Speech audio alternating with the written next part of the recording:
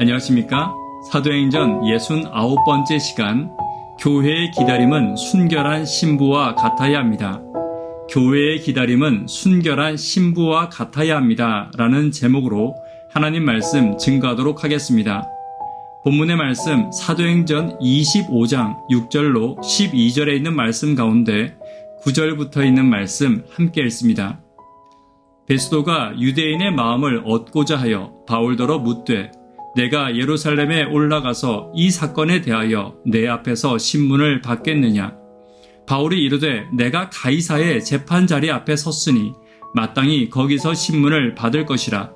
당신도 잘 아시는 바와 같이 내가 유대인들에게 불의를 행한 일이 없나이다.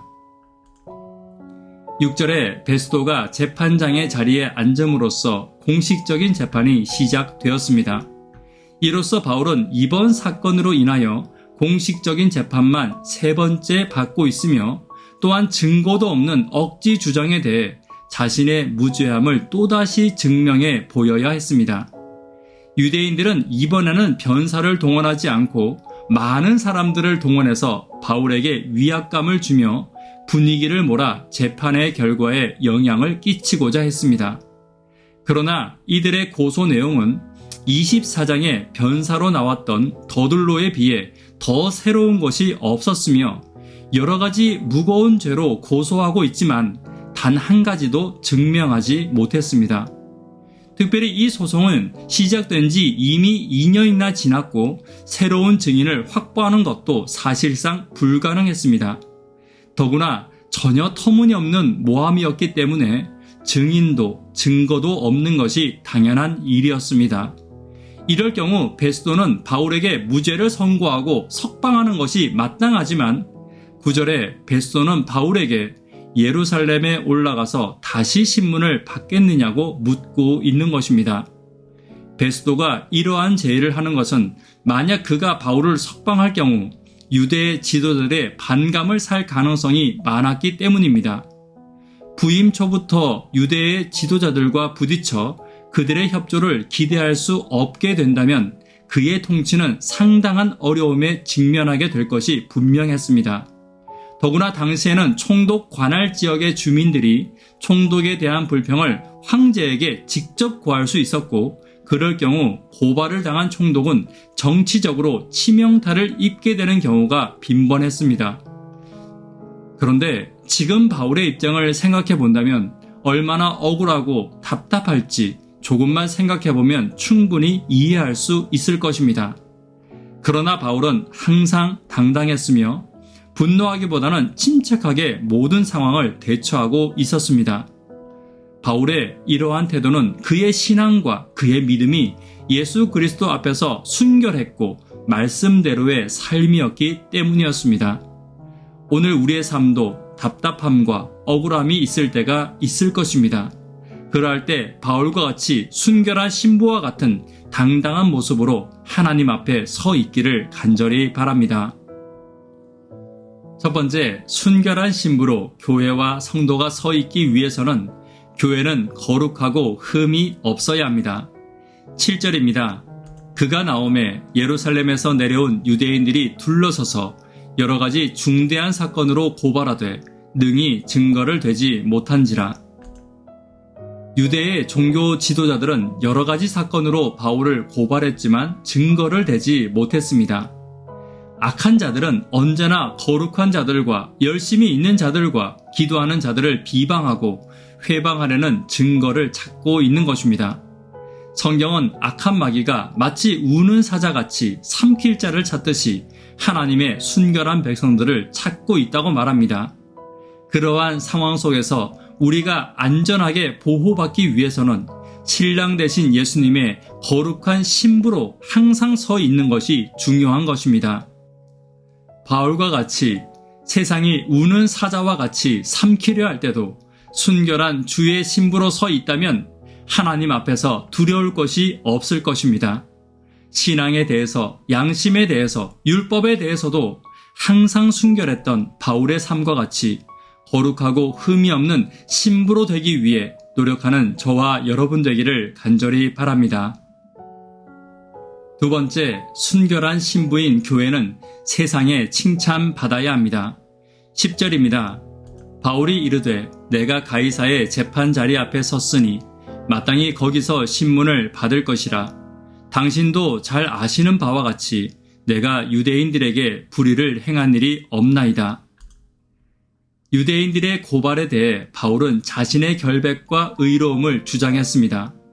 세상의 오해와 비방에 대한 성도의 가장 강력한 무기는 거룩함과 경건의 능력에 있습니다. 바울은 거룩하고 경건하게 살았습니다. 그렇다면 무엇이 거룩하고 무엇이 경건한 것입니까? 유대인들과 같이 교회 생활의 경건한 척과 거룩한 척은 예수님이 원하시는 경건과 거룩은 아닙니다. 바울의 거룩과 경건은 그의 선한 삶이 말해주고 있었습니다. 바울은 유대인에게나 이방인들에게나 같은 선을 행하였고 그의 말과 행동에는 책 잡힐 것이 전혀 없었습니다.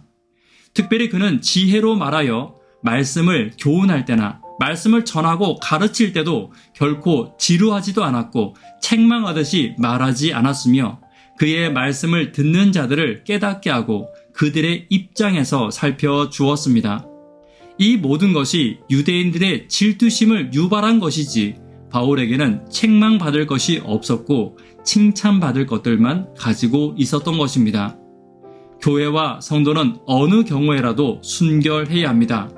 그 순결은 타인을 배려하지 않는 순결이 아닌 칭찬받을 만한 순결을 가져야 하는 것입니다.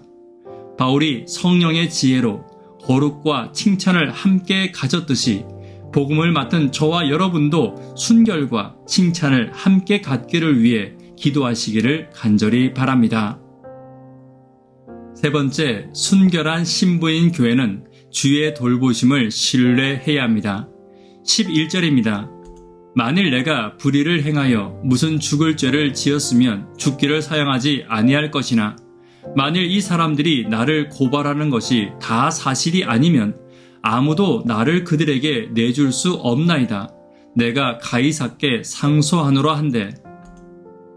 바울은 자신의 결백을 주장하고 있습니다. 그리고 불리한 재판을 받지 않기 위해 로마 시민의 특권을 이용해서 가이사의 법정에 상소하고 있는 것입니다. 하나님은 바울을 보호하시기 위해 로마 시민임을 사용하고 계십니다. 바울을 택하시기 이전부터 바울을 위한 계획을 준비하시고 하나님은 로마 시민의 자리도 준비하셨음은 의심의 여지가 없는 것입니다. 하나님은 교회와 성도를 반드시 돌보십니다. 여전히 연약하고 부족한 교회이고 성도이지만 하나님은 내가 하나님을 알기도 전에 나를 향한 계획을 가지고 계심을 잊지 않아야 합니다. 그리고 그 계획과 돌보심 안에 항상 거하기 위해 신앙과 믿음과 양심의 순결함을 유지하고 하나님을 더 신뢰하는 교회와 성도가 되기를 간절히 바랍니다. 말씀에 결론 맺도록 하겠습니다. 순결한 신부와 같은 교회의 모습은 어떤 모습입니까? 교회는 거룩하고 흠이 없어야 합니다. 교회는 세상의 책망보다는 칭찬받아야 합니다. 교회는 주의 돌보심을 신뢰할 때 순결한 교회로서의 모습을 가지게 됨을 잊지 않는 저와 여러분 되기를 간절히 바랍니다. 기도 제목 함께 나누도록 하겠습니다. 구도자들을 위해서 기도 부탁드립니다. 청년, 학생, 어린이들을 위해서, 교회의 캠프를 위해서 기도 부탁드립니다. 교회와 성도는 하나님의 순결한 신부로서 주의 재림을 준비해야 합니다. 고난 중에서도 주의 순결한 신부로서의 모습을 잊지 않아야 합니다. 주의 순결한 신부로서 거룩함과 의로움과 선함과 믿음을 함께 가지기를 위해 기도 부탁드립니다. 이 시간 개인적으로 기도하도록 하겠습니다. 감사합니다.